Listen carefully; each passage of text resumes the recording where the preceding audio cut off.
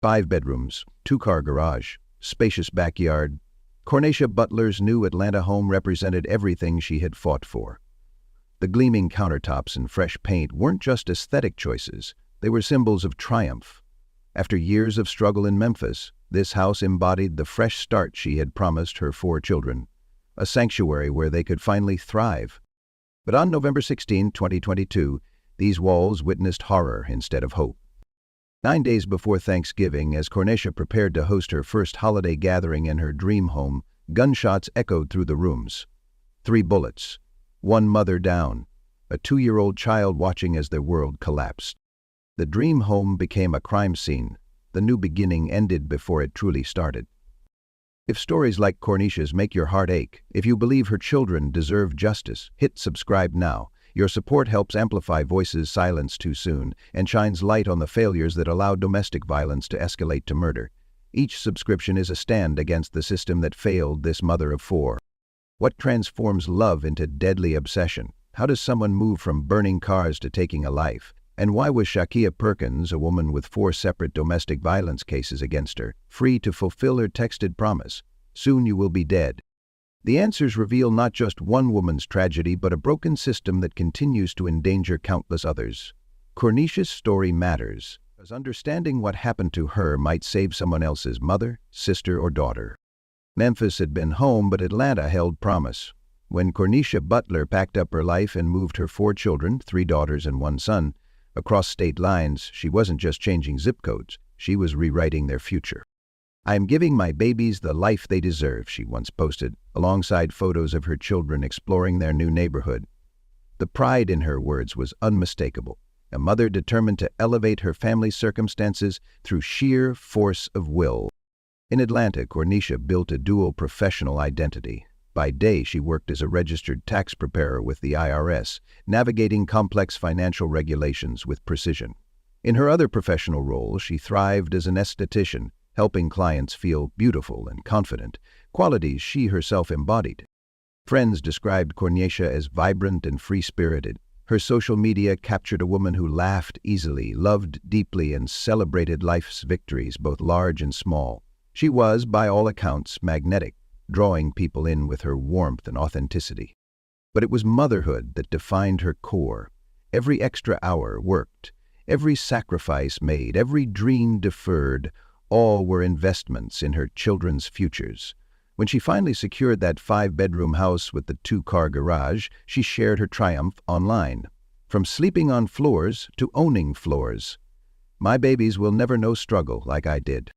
The home purchase represented more than financial achievement. It was tangible proof that determination could overcome adversity, that past hardships didn't dictate future possibilities. Corneisha had transformed struggle into stability, creating the foundation her children needed to flourish. Where are you watching from today? Have you ever made a bold move to create a better life for yourself or your family? Share your story in the comments below. Corneisha's journey reminds us how powerful fresh starts can be. Behind Corneisha's public success story ran a complicated undercurrent, her 6-year relationship with Shakyia Perkins. What began as romance evolved into a dangerous push-pull dynamic that would ultimately turn deadly. The contrasts between them were stark. Where Corneisha embraced life with open arms, gregarious, outgoing, the center of any gathering, Shakyia presented as reserved and conservative. Their fundamental differences created constant friction, like tectonic plates grinding against each other, building pressure beneath the surface. "She expects me to be someone I'm not," Corneisha once wrote in a pointed social media post clearly directed at Shakyia. The public airing of their relationship struggles revealed deeper issues of control and incompatible expectations. Shakyia, 25, had relocated from Chicago to Atlanta. As a barber, she'd built a clientele while maintaining a more subdued social presence than her partner. But her background held warning signs. A criminal record that included possession of controlled substances with intent to distribute suggested comfort operating outside legal boundaries. Their relationship status perpetually fluctuated between together and it's over. During their off periods, Corneisha maintained relationships with men, one of which resulted in her 3-year-old child. This reality appeared to fuel Shakyia's jealousy and possessiveness, creating a volatile emotional landscape. Social media became their battleground. Corneisha openly criticized Shakyia's expectations and behavior, while Shakyia's responses revealed increasing fixation. Friends noticed the unhealthy patterns, but, like many observers of troubled relationships, didn't recognize how dangerous the situation was becoming. What remained invisible to most was Shakyia's growing obsession. When Corneisha attempted to establish independence, buying her home, building her businesses, creating stability for her children, Shakyia perceived these steps toward autonomy as threats rather than achievements. The relationship embodied a tragic paradox. Corneisha's increasing success and self-sufficiency, the very qualities that made her remarkable, intensified Shakyia's determination to maintain control. As Corneisha blossomed, Shakyia's behavior darkened, setting the stage for escalating violence that would eventually shatter 4 children's lives. The transformation from lover to predator didn't happen overnight. Shakyia's violence followed a textbook progression, each incident more severe than the last, each boundary violation testing what she could get away with. September 2021 marked the beginning of the documented danger. On September 13th, what might have been a typical Monday for most became a day of terror for Corneisha.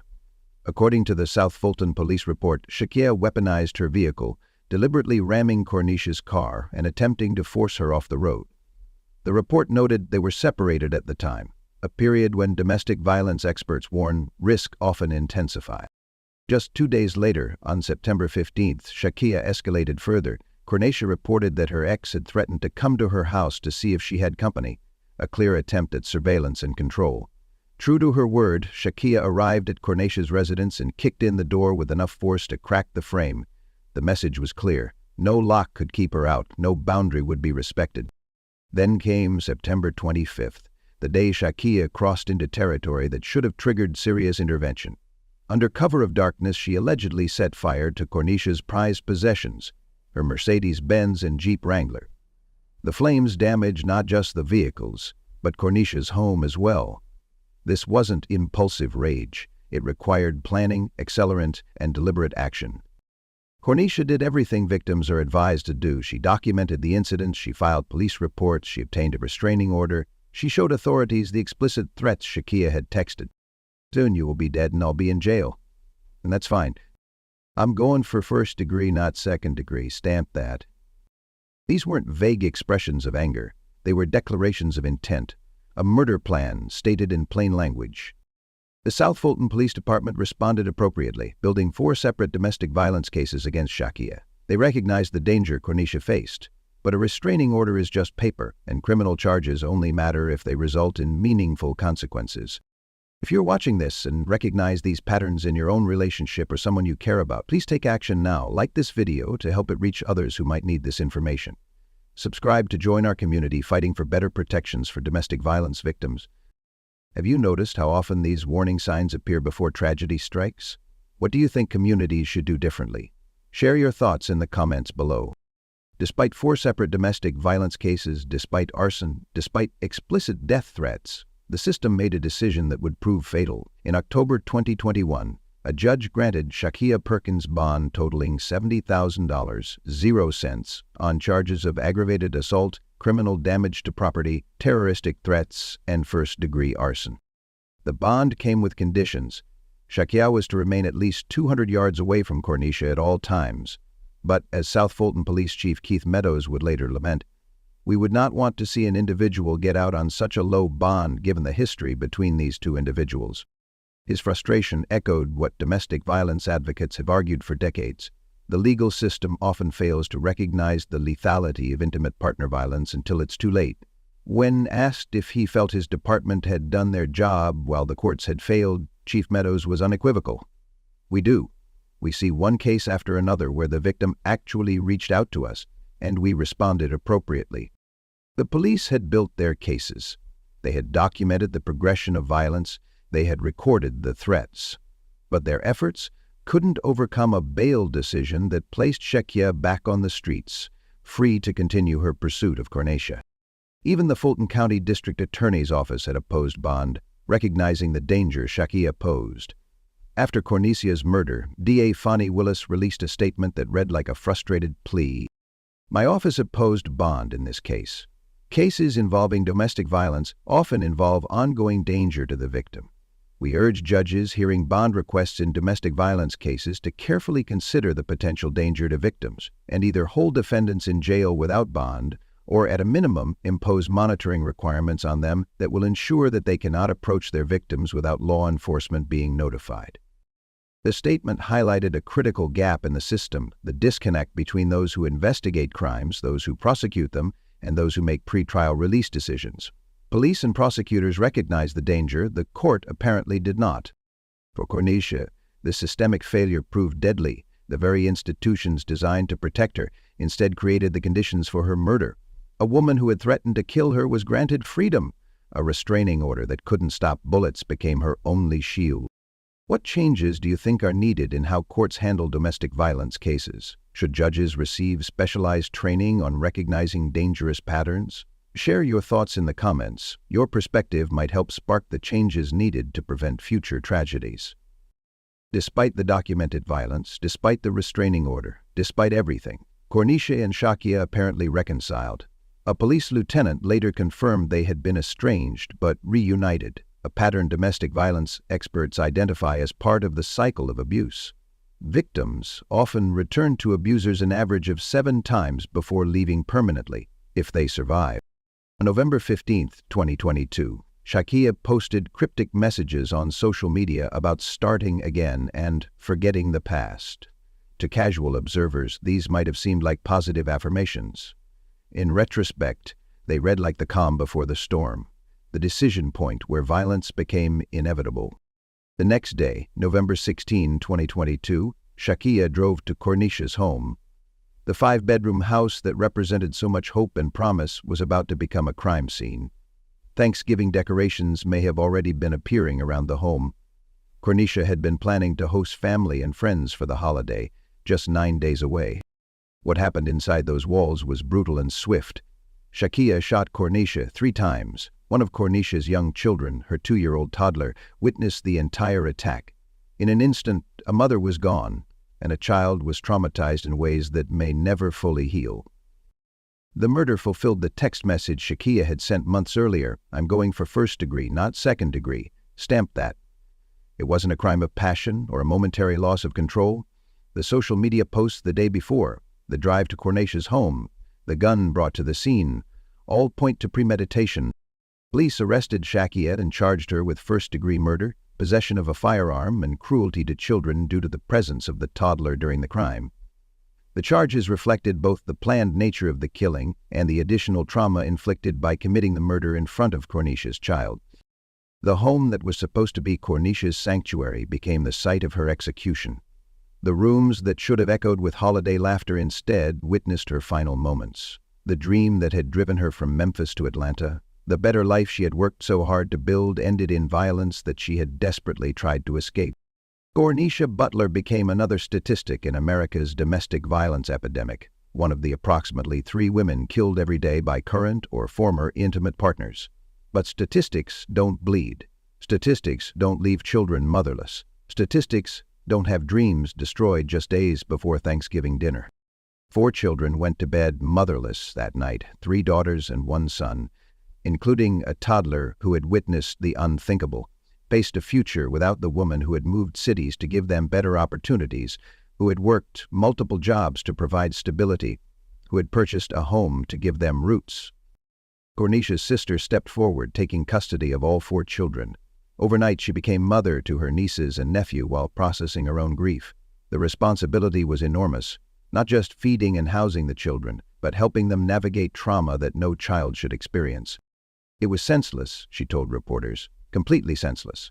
Her words captured the futility of trying to explain to children why their mother was gone, why violence had shattered their world, why the system had failed to protect the person they needed most. On Mother's Day, 2023, just 6 months after the murder, the children visited Corneisha's grave. They released balloons carrying handwritten notes to their mother, messages of love floating skyward from small hands still learning to write. The poignant ritual highlighted the ongoing nature of their loss. While other children made breakfast in bed for their mothers that morning, Corneisha's children placed flowers on cold stone. The financial impact compounded the emotional devastation.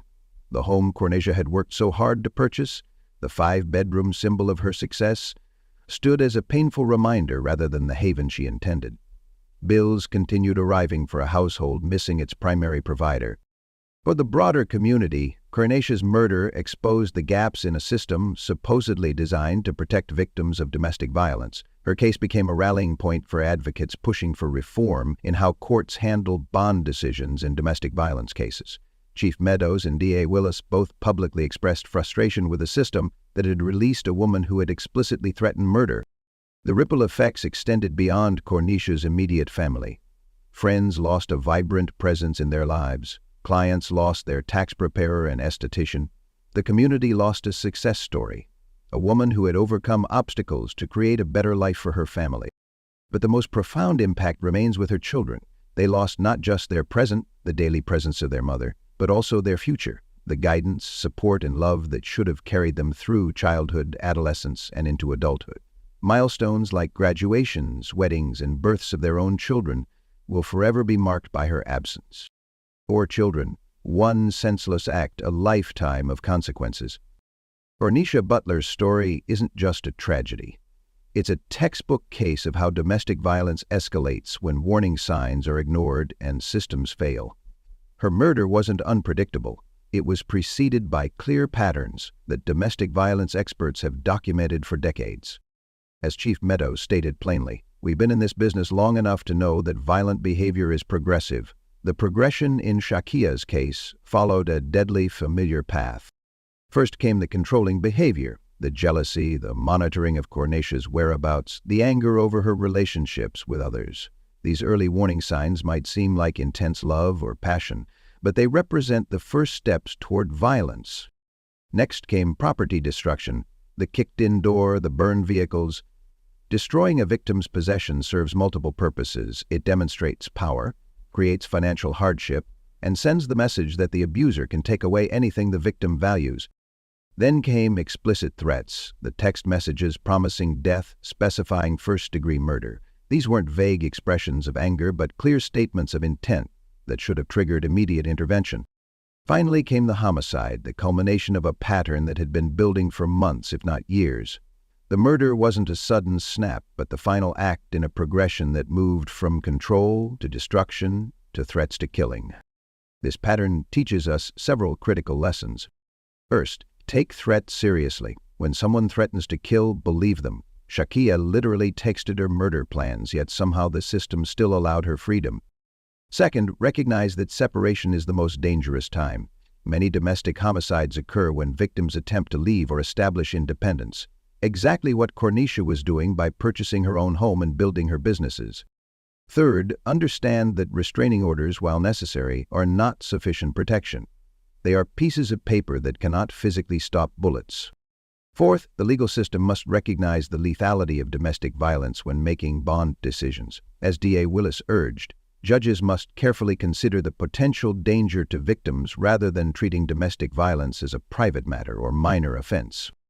If you recognize these patterns in your own relationship or someone you know, please reach out for help. The National Domestic Violence Hotline provides 24/7 support and can connect you with local resources.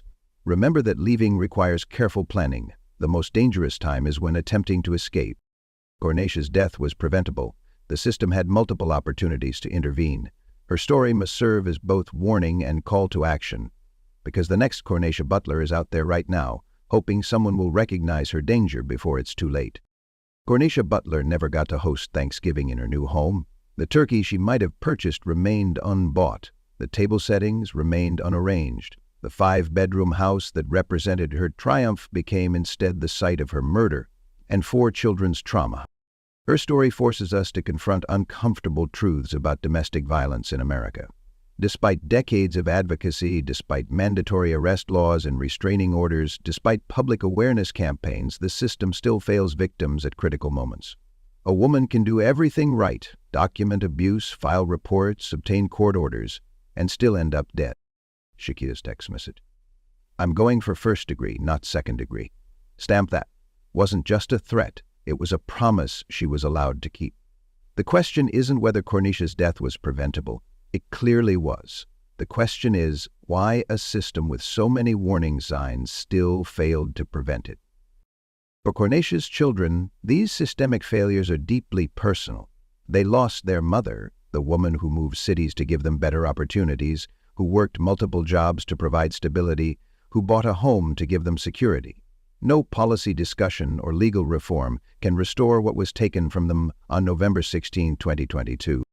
If Corneisha's story has moved you, please take action now. Subscribe to our channel to support our work highlighting these critical issues. Like this video to help it reach others who might be in danger. Share it with someone who needs this information. You might just save a life. Most importantly, use your voice to demand better training for judges on domestic violence lethality, better protection for victims when abusers are released on bond, better coordination between police, prosecutors, and courts to ensure that threats are taken seriously before they become obituaries. What changes do you think would have saved Corneisha? What can communities do differently to protect domestic violence victims? Share your thoughts in the comments below. Your perspective matters in this crucial conversation. Corneisha Butler was more than a victim. She was a mother, a daughter, a sister, a friend. She was a tax preparer and esthetician. She was a woman who believed in fresh starts and better tomorrows. Her voice was silenced, but by sharing her story we ensure she is not forgotten and perhaps help save someone else before it's too late.